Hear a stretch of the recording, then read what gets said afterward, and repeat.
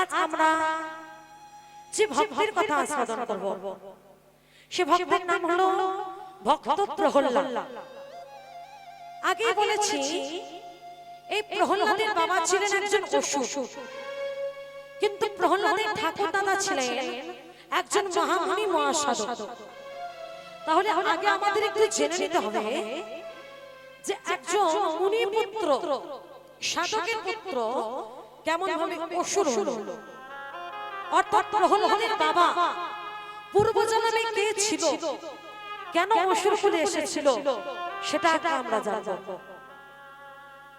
গোলক বৈকুণ্ঠ ধামে ভগবানের দুজন দাঁড়ি ছিল, একজনের নাম জয়, অন্যজনের নাম বিজয়।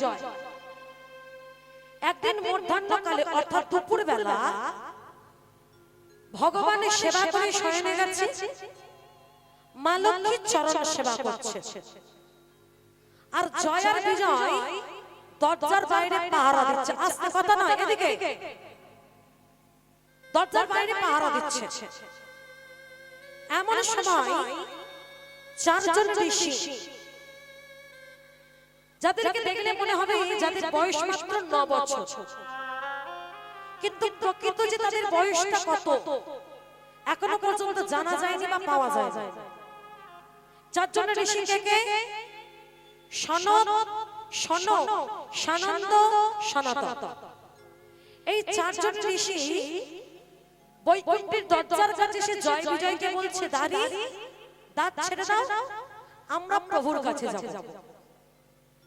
জয় বিজয় বলে উঠল, দাঁড়ান দাঁড়ান দাঁড়ান। প্রভু করছে বিশ্রাম, মা লক্ষ্মী করছে চরণ সেবা। এমন সুন্দর মুহূর্তে কিছুতেই আমরা আপনাদেরকে ভেতরে প্রবেশ করতে দিতে পারি না। আপনারা এখানে অপেক্ষা করুন, একটু পরে ভগবান যখন ঘুম থেকে উঠবে তখন আপনারা দেখা করে নেবেন। চারজন ঋষি বলল, ভেবেছো কি আমাদের সময়ের কোনো মূল্য নেই? সাধন ভজন তপস্যা ছেড়ে আমরা এসেছি ভাগবত দর্শনে, আর তোমরা আমাদেরকে ভাগবত দর্শনে বাধা দিচ্ছ? ভালো কথা বলছি, দাঁত ছাড়ো। দেখুন, আপনারা যাই বলেন না কেন, এখন আমরা দাঁত ছাড়তে পারবো না। এত বড় স্পর্ধা, বৈকুণ্ঠের দাঁড়ি তোমরা, তাই তোমাদের এত অহংকার? তবে শোনো, আমরা যদি সত্যি প্রকৃত মুনি ঋষি হয়ে থাকি, আমাদের সাধন ভজন তপস্যা যদি সত্য হয়ে থাকে, আমরা চারজনে তোমাদের দুজনকে অভিশাপ দিলাম, তোমরা প্রভুর চরণে ছাড়া হবে, চরণে ছাড়া হবে, চরণে ছাড়া হবে। প্রভু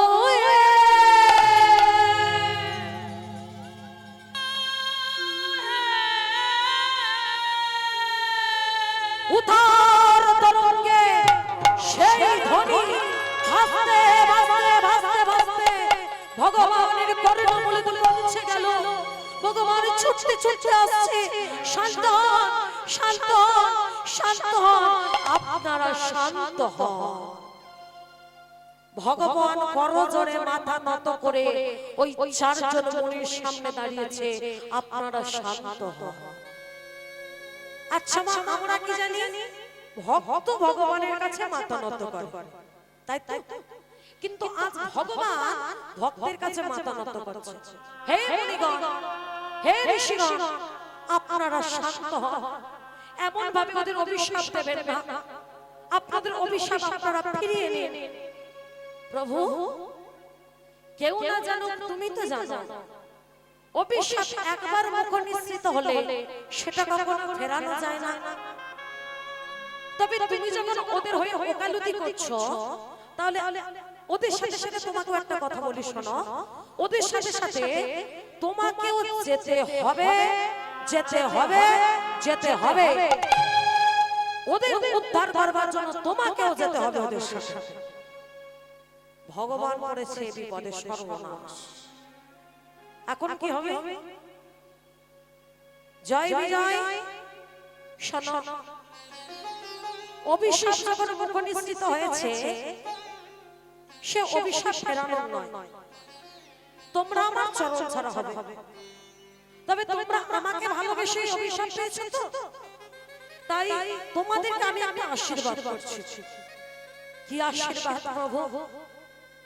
তোমরা যদি আমাকে বন্ধু রূপে পেতে চাও, 7 জন্ম পর আমার চরণে ফিরবে। আর যদি শত্রু রূপে আমাকে পেতে চাও, 4 জন্মে আমার চরণে ফিরবে। বলো, তোমরা আমার শত্রু হতে চাও নাকি মিত্র হতে চাও? জয় বিজয় চেষ্টা করছি, যদি বন্ধু হই 7 জন্ম অপেক্ষা করতে হবে।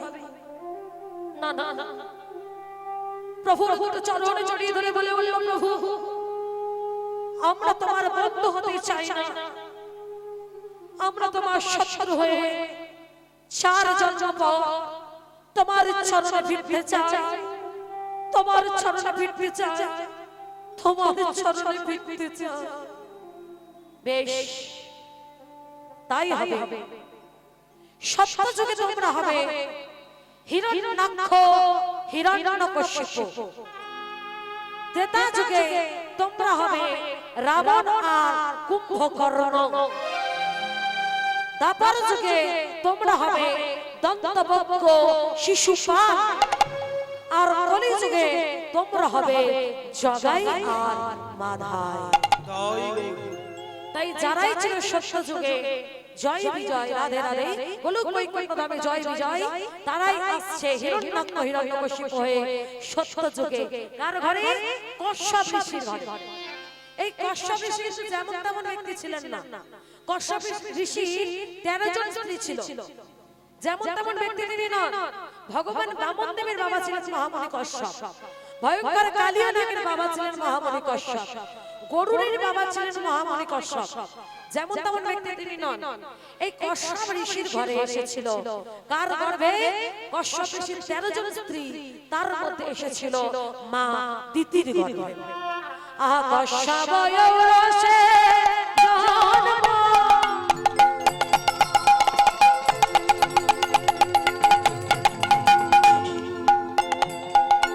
দিতির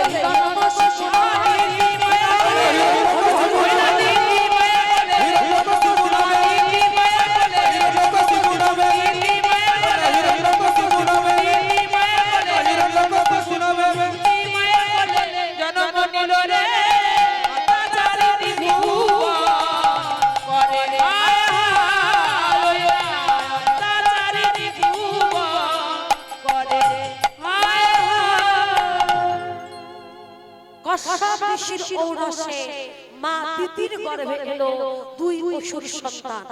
একজনের নাম হিরণ্যাক্ষ, অন্যজনের নাম হিরণ্যকশিপু। দিনে দিনে দুই অসুর সন্তান বড় হয়।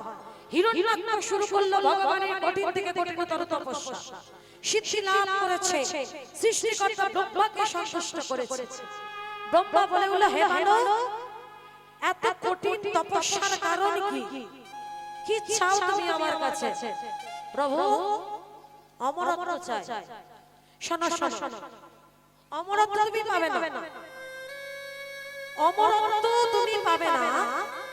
তবে তোমাকে আশীর্বাদ করছি, গদা যুদ্ধে তুমি ত্রিভুবন বিজয়ী হও, বিজয়ী হও, বিজয়ী হও।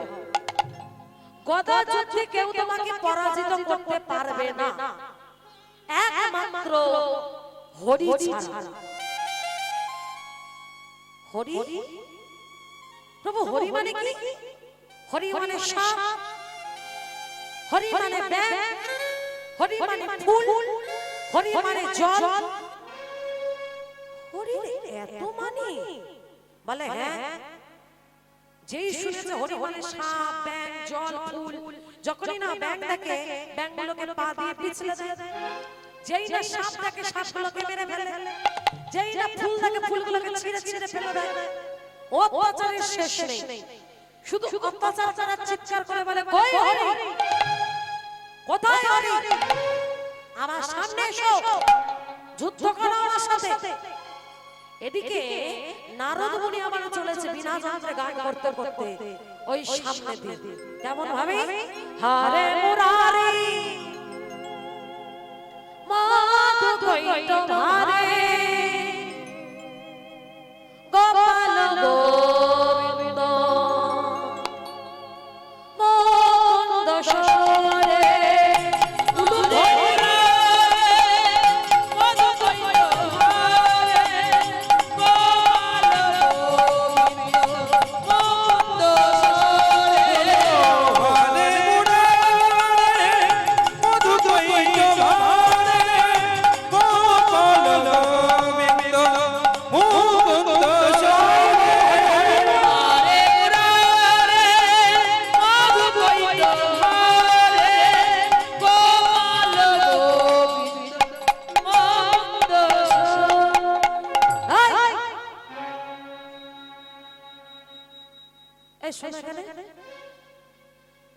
আরে তোমাকে বলছি, শোনা কেন? শুনতে পাচ্ছ না? তোমায় বলছি, এখানে আরে তোমায়, বুঝতে পারছো না? আগে আমাকে ডাকছেন? আরে হ্যাঁ হ্যাঁ, তোমায় ডাকছে। হ্যাঁ বলুন, কে তুমি? হরি? আগে আগে না, আমি হরি না। তাহলে কে তুমি? আমি হরির দাস। বাহ, হরির দাস। আচ্ছা, একটু আগে তুমি কার নাম করছিলে? হরির নাম? তুমি হরির নাম করছিলে, হরির দাস তুমি। তার মানে তুমি নিশ্চয়ই জানো তোমার হরি কোথায় থাকে। ও, আপনি আমার হরিকে খুঁজছেন? আমার হরিকে পেতে গেলে আপনাকে জলের তলায় যেতে হবে। জলের তলায় গেলে হরিকে পাবো, নিশ্চয়ই পাবে। যেই না বলেছে জলের তলায় হরি আছে, হিরণ্যাক্ষ কি করেছে? গদাটা নিয়ে জলের মধ্যে ঝাঁপ দিয়েছে। কই হরি? কোথায় হরি? আমার সামনে এসো, যুদ্ধ করো আমার সাথে। যেই না বলেছে হরি হরি বলে চিৎকার করেছে, ভগবান আমার বড় হুর ধারণ করে এক হাতে হিরণ্যাক্ষের গদাটা ধরে অন্য হাতে নিজের গদাটা দিয়ে হিরণ্যাক্ষকে বধ করেছে। হিরণ্যাক্ষ মারা গেল। সংবাদ পৌঁছে গেল হিরণ্যকশিপুর কাছে, কি আমার ভাইকে হরি মেরেছে? এই, আমার ভাইকে যখন হরি মেরেছে, আজ থেকে ওই হরি হলো আমাদের বংশের শত্রু। আজ থেকে যে আমার রাজ্যে হরি নাম করবে, তার একটাই শাস্তি, মৃত্যু দণ্ড। ভয়ে হরি বলে। ও মা, প্রাণ ভয় ভয় কার নেই? সবার প্রাণের ভয় আছে, তাই না? কেউ হরি বলছে না। দিন যায়, রাত যায়, মাস যায়, বছর যায়, বেশ কতগুলো বছর কেটে গেছে। হিরণ্যকশিপু বড় হয়েছে, বিবাহ হলো নাগ রাজার কন্যা মা কয়াধুর সাথে। বিবাহের ঠিক কিছুদিন পর হিরণ্যকশিপুর বন্ধু বান্ধবেরা বলছে, হ্যাঁ রে হিরণ্যকশিপু, ভালোই তো বিয়েটা সেরে ফেললি বাবা, কাউকে জানালিও না, তা খাওয়াবি না কবে? কি গো মহা, ভালো কাজ করলে, চাকরি পেলে, দেখাশোনা ঠিকঠাক হয়ে গেলে, বন্ধু বান্ধবরা বলে না, হ্যাঁ রে তোর তো একটা হিললে হয়ে গেল, তা খাওয়াবি না কবে? পার্টিটা দে, বলে না? তো আজ হিরণ্যকশিপুর বন্ধু বান্ধবরা বলছে, হ্যাঁ রে না জানিয়ে তো বিয়েটা করে ফেলবি, তা খাওয়াবি কবে? এই খাবি, এটা আমার কোনো কথা হলো? ঠিক আছে, কাল সন্ধ্যাবেলা তোদের নিমন্ত্রণ, তোরা আসবি, যে যা খেতে চাইবে আমি খাইয়ে দেব। এখন তোরা যা। হ্যাঁ রে হিরণ্যকশিপু, শুনলাম তোর স্ত্রী নাকি ভালো নাচ গান করতে পারে, তা তোর স্ত্রীর নাচ গান কি তুই শুধু একা দেখবি? আমাদের একটু দেখার সুযোগ করে দিবি না? হিরণ্যকশিপু বলছে, কি? এই দাঁড়া, কি বললি কথাটা? আমার স্ত্রী ভালো নাচ গান করতে পারে? হ্যাঁ পারে। দেখ, আমি সত্যি জানি না আমার স্ত্রী ভালো নাচ গান করতে পারে কিনা, তবে সত্যি যদি আমার স্ত্রী ভালো নাচ গান করতে পারে, ঠিক আছে যা, কথা দিচ্ছি, কাল সন্ধ্যাবেলা খাওয়ানোর সাথে সাথে আমার স্ত্রীর নাচ গানটাও তোদেরকে দেখাবো। এই বলে বন্ধু বান্ধবদেরকে কথা দিয়ে এবার কয়াধুর সামনে এসে দাঁড়িয়েছে। কয়াধু, আই কয়াধু, স্বামী, এই শুনলাম তুমি নাকি ভালো নাচ গান করতে পারো। আগে ওই একটু আধটু পারি আর কি। ও, তাহলে কথাটা ভুল, তুমি সত্যি নাচতে গাইতে পারো? আচ্ছা ঠিক আছে, তাহলে কাল সন্ধ্যাবেলা তুমি আমার বন্ধুদের সামনে একটু নাচ গান করো, কেমন? কয়াধু চিন্তা করছো, সর্বনাশ, হে হরি, এ তুমি আমাকে কোথায় পাঠিয়েছো? আমার স্বামী বলছে তার অসুর বন্ধুদের সামনে আমাকে নাচতে গাইতে। হে হরি, এখন আমি কি করি? তুমি আমাকে বাঁচাও হরি। কি গো, নাচতে গাইতে তো বলেছি, যুদ্ধ তো করতে বলিনি। বলছি কি স্বামী, এই যে তোমার সাথে আমার এই 1 বছর বিয়ে হয়েছে না, এই 1 বছরে আমি একটু নাচ গান প্র্যাকটিস করি, তাই আমার দ্বারা হবে না। এটা তো প্র্যাকটিস করনি তো কি হয়েছে? সারা রাত ধরে প্র্যাকটিস করি না, রিহার্সাল দিয়ে নাও, তাহলেই হবে। কি, আমি সারা রাত ধরে নাচ প্র্যাকটিস করব, রিহার্সাল দেব? বলে হ্যাঁ করবে, তা হয়েছে কি? আচ্ছা ঠিক আছে স্বামী, তাহলে কাজ কর, তুমি বরং গানটা ধরো, আমি নাচটা করছি। এই আমি অসুর, আমার কোনো সুরই নেই, আমি কি করে গান করব?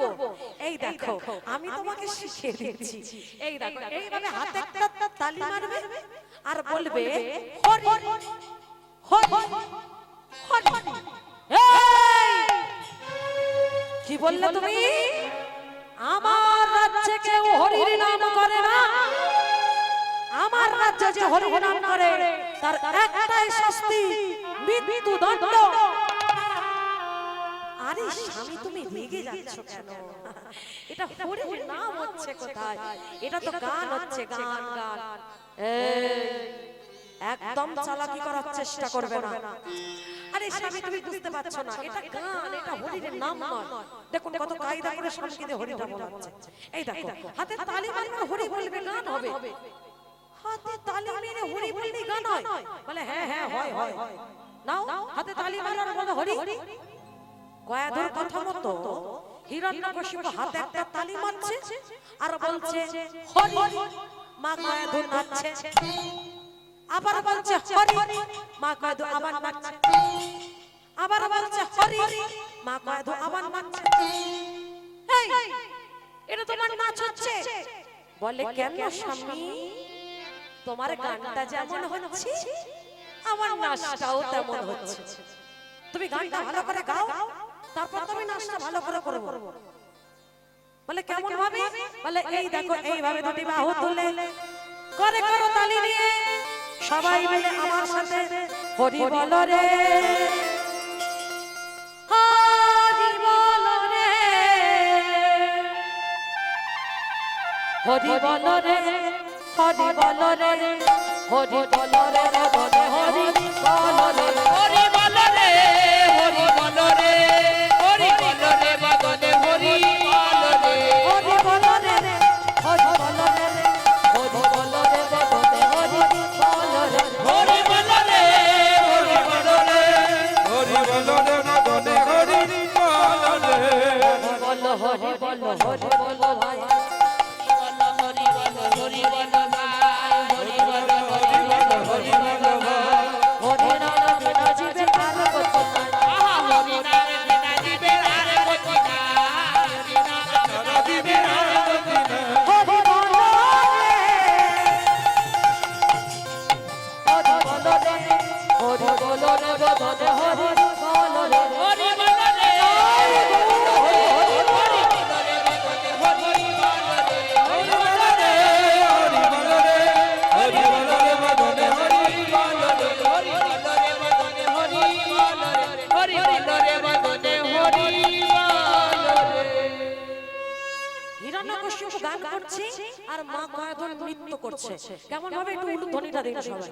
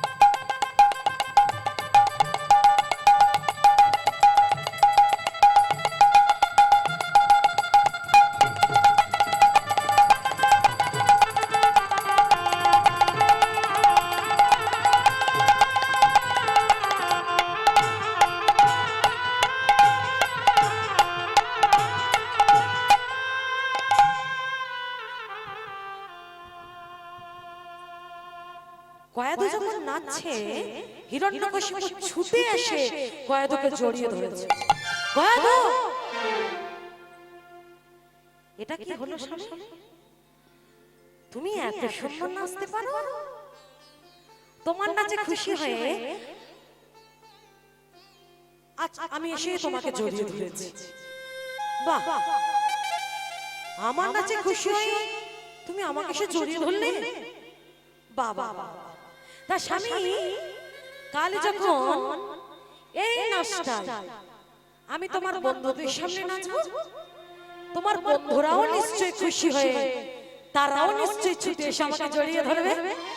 এই, এই তুমি যাবে না। এ মা, কেন স্বামী? যাই না। না তুমি যাবে না। কিন্তু তুমি যে তোমার বন্ধুদের কথা দিয়েছো, আমি কত আশা করলাম তোমার বন্ধুদের সামনে আমি নাচবো, তোমার বন্ধুরা এসে আমাকে জড়িয়ে ধরবে। বলছি না তুমি যাবে না, তুমি যাবে না, ব্যাস এটাই আমার শেষ কথা। ঠিক আছে, তুমি যখন বলছো আমি যাবো না। দেখো কত কায়দা করে স্বামীকে হরিটা বলিও নিল, আবার নিজের সম্মানটাও রক্ষা করলো। এবার হিরণ্যকশিপু আর মা কয়াধু দুজনে গেছে সজ্জায় গিয়ে হিরণ্যকশিপু মা কয়াধুকে প্রশ্ন করছে, আচ্ছা কয়াধু, তুমি যে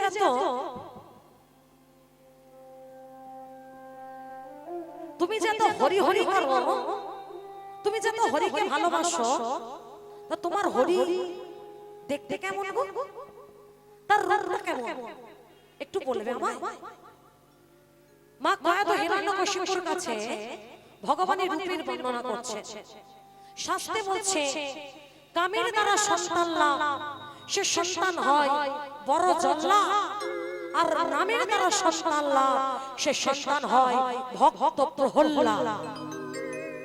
হিরণ্যকশিপু আর মা কয়াধু সজ্জায় গিয়ে ভগবানের রূপ কীর্তন গুণ কীর্তন গাইতে গাইতে মা কয়াধুর গর্ভে সন্তান এলো।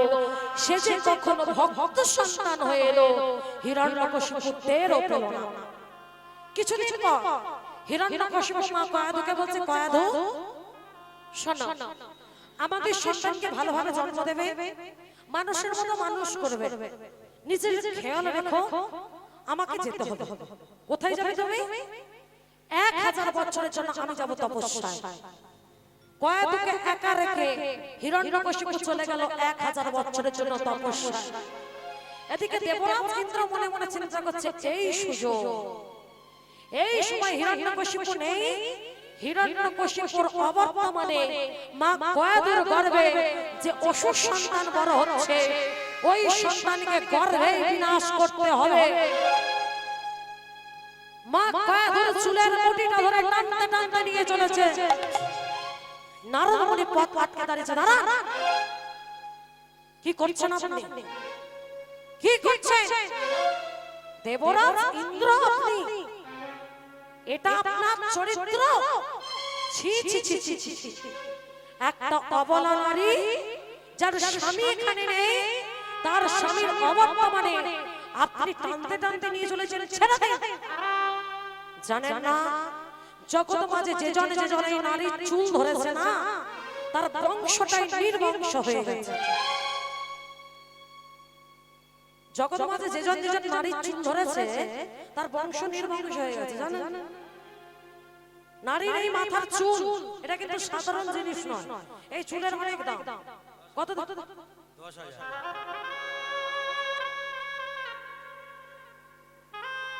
আমি ওই দামের কথা বলছি না। নারীর এই চুল, এই চুলের প্রতি অধিকার একমাত্র তার স্বামী আর সন্তান। তা বলে এই নয় যে মাতাল হয়ে এসে স্ত্রী চুলের মুঠিটা ধরে, এটা বলছি না। হ্যাঁ, রাধে রাধে। জগৎ মাঝে যে জনে এই নারীর চুল ধরেছে, তার বংশটা নির্বংশ হয়ে গেছে। প্রমাণ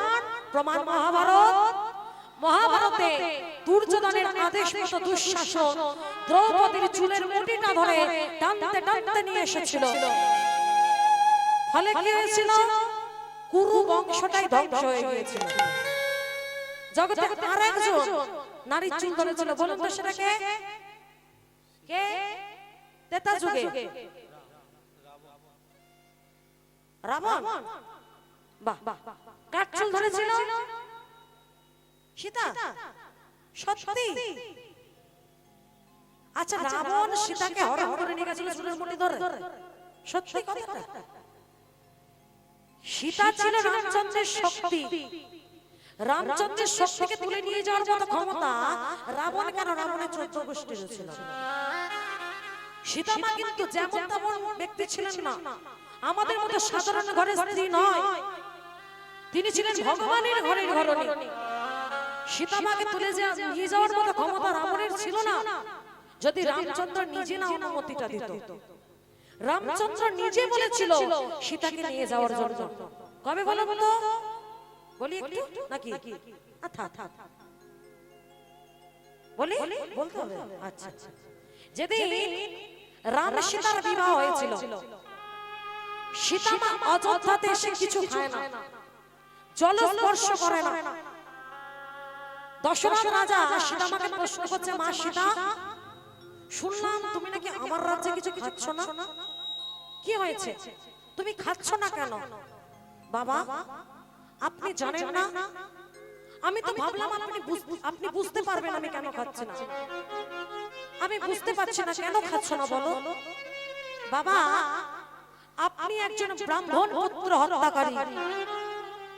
মনে পড়ে সেই দিনের কথা, অন্ধমণি চোখে দেখতে পেত না, সন্তানের শিশুকে বলেছিল, খোকারে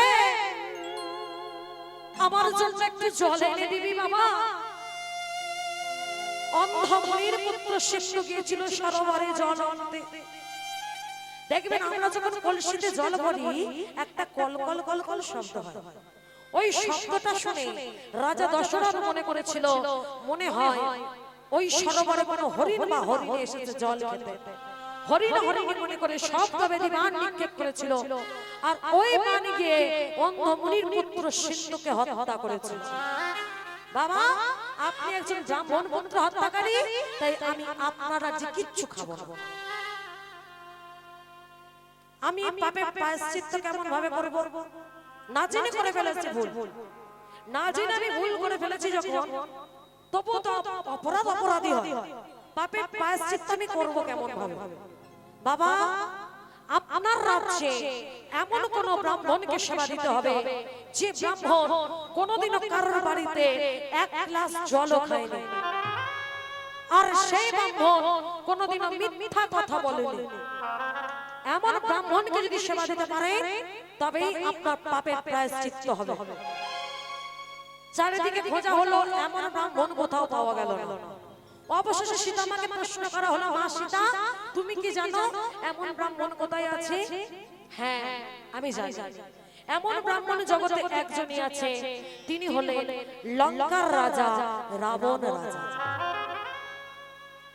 আমরা সবাই জানি রামায়ণে রাবণের চরিত্রটা বড্ড খারাপ চরিত্র, কিন্তু রাবণের মতো ভালো মানুষ কিন্তু একটা হয় না, যে নিজের মৃত্যু পূজা নিজে করেছিল।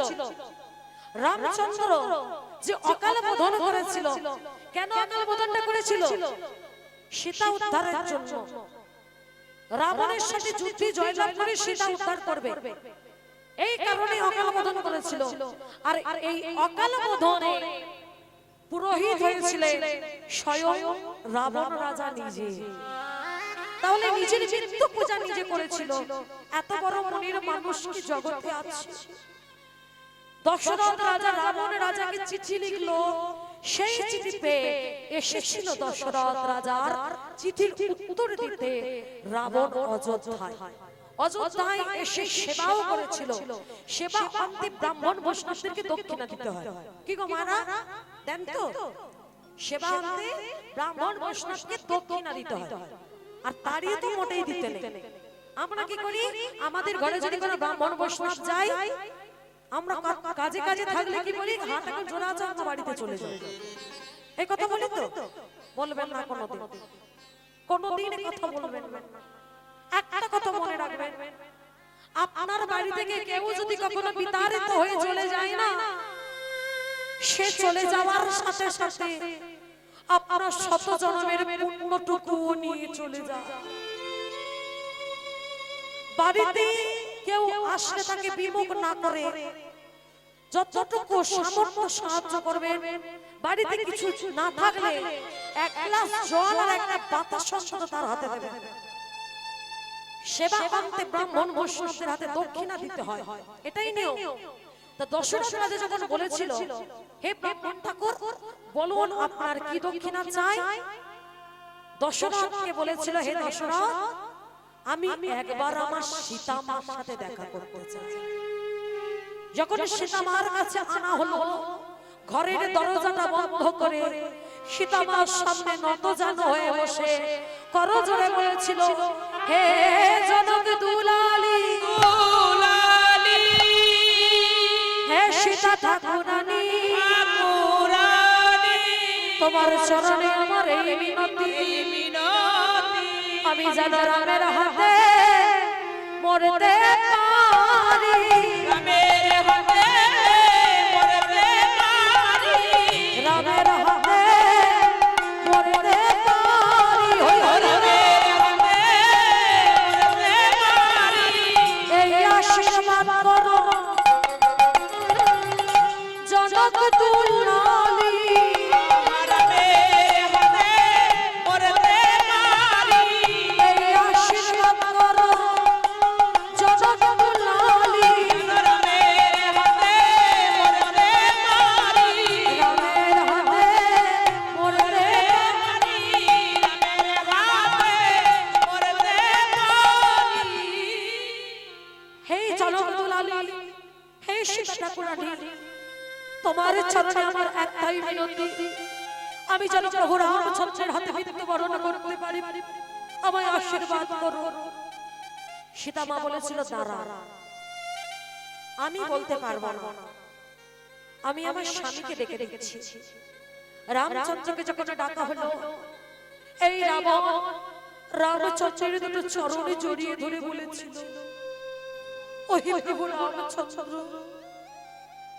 জন্মালেই যে মরিতে হয়, কিন্তু কজন তোমার হাতে মরতে পারে দয়াময়, তাই তোমার চরণে আমার একটাই মিনতি, আমি যেন তোমার হাতে মরতে পারি প্রভু, আমি যেন তোমার হাতে মরতে পারি। রামচন্দ্র বলেছিল, রাবণ, তোমার মনের বাসনা পূর্ণ হবে, তবে আজ নয়, যখন আমি 14 বছরের জন্য বনবাসে যাব। রামচন্দ্রের 14 বছরের বনবাস হয়েছিল জানেন তো? কেন?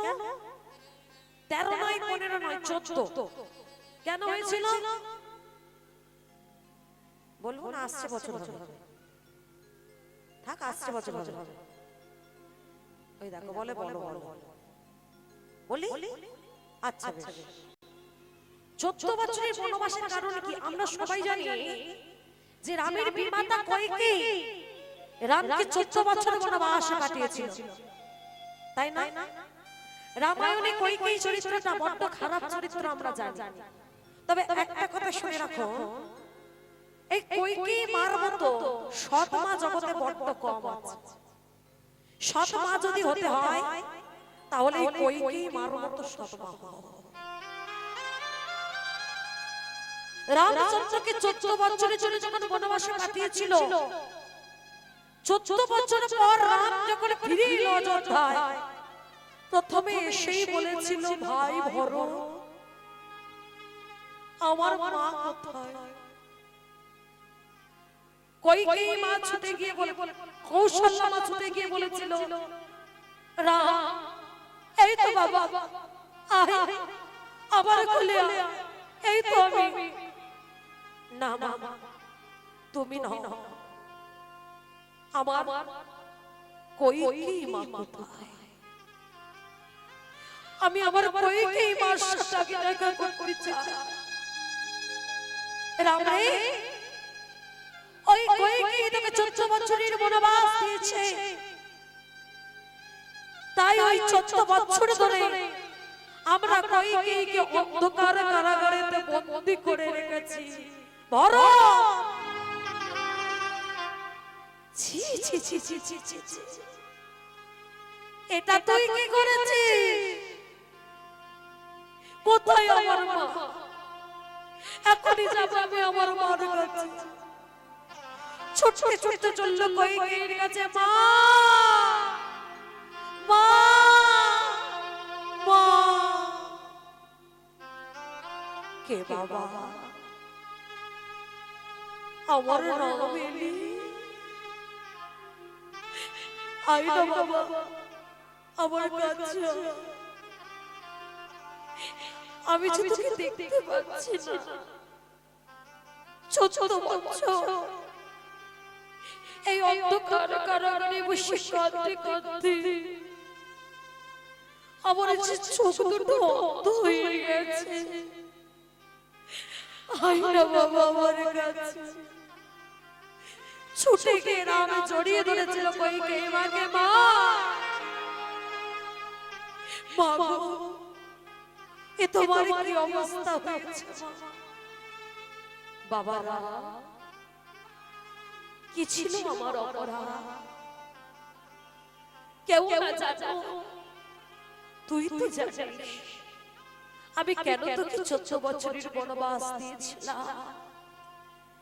রামচন্দ্রকে 14 বছরের বনবাস দেওয়ার পিছনে কারণ ছিল,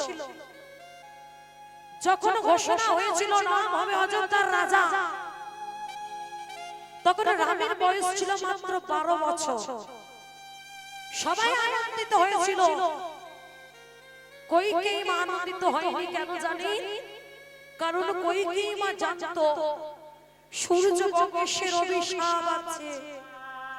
26 বছরের আগে কেউ যদি অযোধ্যা সিংহাসনে বসে তাহলে তার অকাল মৃত্যু হয়ে যাবে।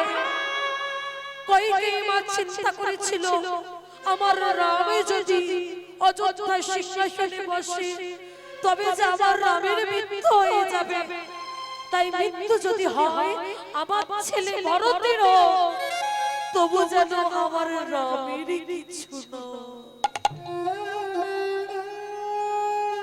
আমার রাম যেন বেঁচে থাকে, আমার রামের যেন মঙ্গল হয়।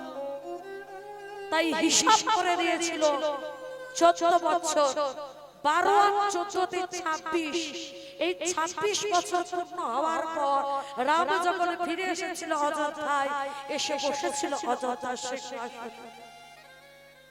তাহলে রামচন্দ্রকে 14 বছরের বনবাস দেওয়ার পিছনে কইকেয়ীর ভূমিকা থাকলেও রামের মঙ্গলের জন্যই কিন্তু কইকেয়ী রামকে বনবাসে পাঠিয়েছিল।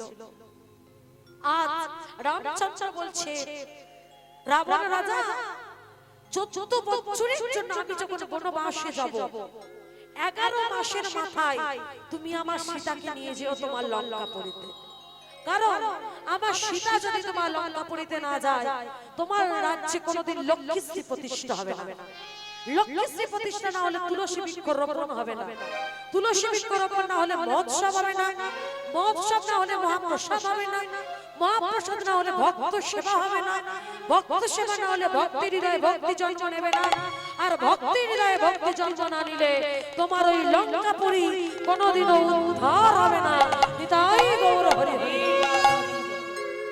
তাহলে এই রামচন্দ্রের অনুমতি নিয়ে তবেই কিন্তু রাম সীতাকে নিয়ে গিয়ে, রাধে রাধে, রামের অনুমতি নিয়ে তবেই কিন্তু রাবণ নিয়ে গিয়েছিল সীতাকে।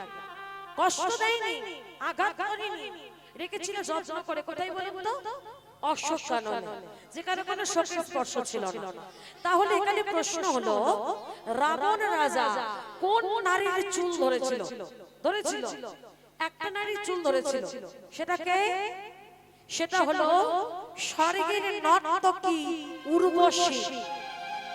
স্বর্গের নর্তকী উর্বশী চুলের মুঠিটা ধরে বলেছিল, উর্বশী চল, আজ তুই ইন্দ্রের রাজসভায় নয়, নাচবি আমার রাজসভায়। সেদিন উর্বশী বলেছিল, রাবণ আমি স্বর্গের নর্তকী উর্বশী, তাই আমাকে স্পর্শ করে আজ আপনি বেঁচে গেলেও আমি আপনাকে অভিশাপ দিলাম, এরপরে যদি কোনো দিন কোনো সতী রমণীকে স্পর্শ করে তার অভিশাপে আপনার রাবণ কুল ধ্বংস হবে, ধ্বংস হবে, ধ্বংস হবে। তাহলে জগতে যে জনে নারীর চুল ধরেছে তার বংশটা নির্বংশ হয়ে গেছে। দেবরাজ ইন্দ্র ছেড়ে দিন, ছেড়ে দিন মা কয়াধুকে। মনিবার আপনি জানেন না এই কয়াধু মার গর্ভে অসুর সন্তান বড় হচ্ছে। চুপ করো। কে বলেছে আপনাকে মা কয়াধুর গর্ভের সন্তান অসুর সন্তান? ও যে এক ভক্ত সন্তান, ওর জন্য একদিন আমাদের দেবতা কুল উদ্ধার হবে। ছেড়ে দিন, ছেড়ে দিন মা কয়াধুকে, ছেড়ে দিন। দেবরাজ ইন্দ্র যখন ছেড়ে দিয়ে চলে গেছে, মা কয়াধু ছুটে এসে নারদ মুনির চরণ দুটো জড়িয়ে ধরেছে। হে মুনিবর, আপনি আমাকে বাঁচান, আমার স্বামী এখানে নেই, ওরা যে আমাকে মেরে ফেলবে, আমি যে অন্তঃসত্ত্বা, আমার সন্তানকে আমাকে আপনি বাঁচান। মা কয়াধু চিন্তা করো না, চলো তুমি আমার সাথে, যতদিন না তোমার স্বামী আসছে তুমি আমার সাথে আমার আশ্রমেতে থাকবে। কিন্তু আমি যে অন্তঃসত্ত্বা, কিছুদিন পর আমার সন্তানের জন্ম হবে, তাতে তো আপনার আশ্রমের পরিবেশটা নষ্ট হয়ে যাবে। নারদ মুনি বলে উঠল, কয়াধু আশীর্বাদ করছি, যতদিন না তোমার স্বামী ফিরছে ততদিন তোমার গর্ভের সন্তান গর্ভের মধ্যেই থাকবে। চলো তুমি আমার সাথে। 1000 বছর ধরে মা কয়াধু গর্ভে সন্তান ধারণ করেছিল, আর এই 1000 বছর ধরে নারদ মুনির কাছ থেকে শুনেছিল ভগবানের গুণ কথা, ভগবানের রূপকথা, ভগবানের প্রসাদ সেবা করেছিল। শাস্ত্রে বলে গর্ভে যখন সন্তান থাকে, মা যা খায় সন্তান তাই খায়, মা যা শোনে সন্তান তাই শোনে। মায়ের আচরণে যেমন হয় সন্তানের আচরণও তেমন হয়। তাই গর্ভে যখন সন্তান থাকবে খুব সাবধান, উল্টো পাল্টা কাজ করতে নাই। গীতা পাঠ, ভাগবত পাঠ, ভগবানের গুণগান, প্রসাদ সেবা, ভগবানের প্রসাদ আহার, এই সমস্ত কিছু করতে হয়। কিন্তু আমরা কি করি? এগুলো করি সিরিয়াল, ফেসবুক, হোয়াটসঅ্যাপ, ইনস্টাগ্রাম, ফোনের মধ্যে ডুবে আছি আমরা। যত এগুলো করছি এর প্রভাব সন্তানদের প্রতি পড়ছে। এখনকার ছেলেমেয়েরা একদম মোবাইল বাচ্চা হচ্ছে, মোবাইলের মতো বাচ্চারা তৈরি হচ্ছে না? তাহলে এগুলো আমাদের ভুলে হচ্ছে। মা কয়াধু 1000 বছর ধরে গর্ভে সন্তান ধারণ করে নারদ মুনির কাছ থেকে শুনেছিল ভগবানের গুণকথা, ভগবানের রূপকথা, ভগবানের প্রসাদ সেবা করেছিল। এইভাবে গর্ভের সন্তান কখনই যে একটা সুন্দর ভক্ত সন্তান হয়ে গেল হিরণ্যকশিপুর টেরও পেল না। 1000 বছর পর যখন হিরণ্যকশিপু ফিরে এলো, মা কয়াধুর কোল আলো করে জন্ম হলো ভক্ত প্রহ্লাদের। তাই গৌর হরি হরি বল হরি বল। ছেলের 5 বছর বয়স, হিরণ্যকশিপু ছেলেকে খুব ভালোবাসে। কোলে বসে বলছে, হ্যাঁ রে খোকা, সকাল থেকে কি খেয়েছিস বাবা? বাবা আমি তো হরি প্রসাদ খেয়েছি। ছেলে ছিল কোলে, যেই না বলেছে হরি প্রসাদ খেয়েছি, ছেলেকে ছুঁড়ে ফেলে দিয়েছে। কি বললি তুই? হরি? হরি আমাদের বংশের শত্রু, আমার রাজ্যে কেউ হরি নাম করে না, তুই একদম হরির নাম করবি না। মন্ত্রী ছুটে এসেছে, মহারাজ অপরাধ নেবেন না, একটা কথা বলি। কি কথা? ছেলের তো 5 বছর বয়স হয়ে গেল, আপনি ওকে পাঠশালায় ভর্তি করে দেন। ওকে তো শিখতে হবে অশ্ববিদ্যাটা কি, না হলে জানবে কেমন ভাবে? ঠিক বলেছো তুমি। মাস্টার মশাই নিয়োগ করো, 2 মাস্টার মশাই নিয়োগ করা হলো, আদেশ করা হলো, শোনো আমার ছেলের কদম থেকে হরি ছড়াতে হবে আর অশ্ববিদ্যাটা শিখিয়ে দিতে হবে। মাত্র 6 মাস সময় দিলাম, তার মধ্যে যদি হরি ছড়াতে না পারো তোমাদের একটাই শাস্তি, মৃত্যুদণ্ড। পাঠশালায় নিয়ে গেছে, মাস্টার মশাই বলছে, বাবা বললা, বলো বাবা ক, বলো বাবা খ, বলো বাবা গ, বলো বাবা ঘ। প্রহ্লাদ বলছে, মাস্টার মশাই আমার মুখস্থ হয়ে গেছে। তাই নাকি? কই বলো দেখি শুনি। বলবো? বলো বলো। কয়ে কৃষ্ণ নাম করো ভাই জগতের সায়, কৃষ্ণ নাম করো ভাই জগতের সায়, কৃষ্ণ নাম করো ভাই জগতের সায়, কৃষ্ণ নাম করো ভাই জগতের সায়। কথা সরস্বতী যিনি জগতের আধার, কথা সরস্বতী যিনি জগতের আধার, কথা সরস্বতী যিনি জগতের আধার, কথা যিনি জগতের আধার।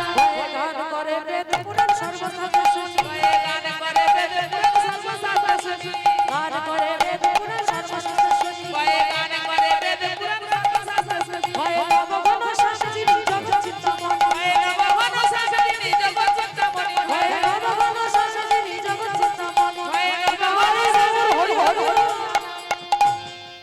সর্বনাশ, এ ছেলে বলে কি রে? এ তোর বাবা হরি বলতে নিষেধ করেছে, হরি বলিস না, হরি ছাড়, হরি ছাড়, হরি ছাড়। বাবা হরির নাম যদি আমি ছেড়ে উঠি, হরির নাম যে আমায় ছাড়ে না, আমি হরি বলতে পারি না মাস্টার মশাই, আমি হরি বলতে পারি না। ও মা, হরি তো বলে না। মাস্টার মশাইরা যখন পাঠশালাতে না থাকে, বন্ধু বান্ধবদেরকে ডেকে বলে, এই আয় আয় আমরা সবাই হরির নাম করি। এই পেল্লা তোর বাবা হরি বলতে নিষেধ করেছে, তোর বাবাকে দেখে তোর ভয় করে না? তোর বাবাকে দেখে আমরা ভয় পাই, আমার বাবারা ভয় পায়, আমার বাবার বাবারা ভয় পায়, আর তোর ভয় করে না? এই কেন হরির নাম করিস রে? কি আছে হরির নামে? তোরাও বল, আমার সাথে বল, বুঝবি এই হরি নামের আনন্দ কত। আমার সাথে তোরাও গা, এসো ভাই। হরি নাম গাই কৃষ্ণ নাম, হরি নাম,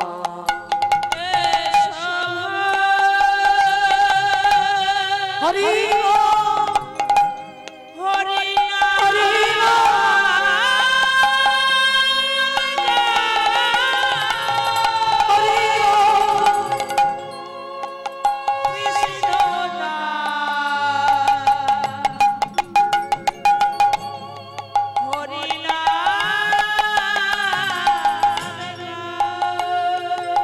তোরে যাবে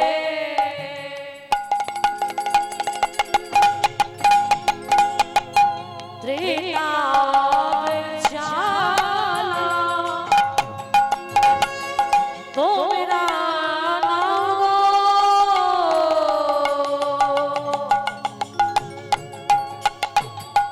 হরি নামের মালা, দূরে যাবে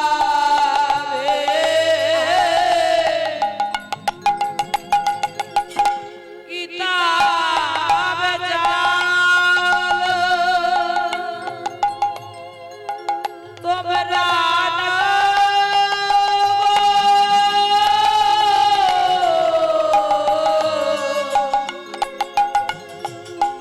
হরি নামের মালা, আই সবে উচ্চে হরি হরি বলি সবে, রামে উচ্চৈ স্বরে হরি হরি হরি সবে।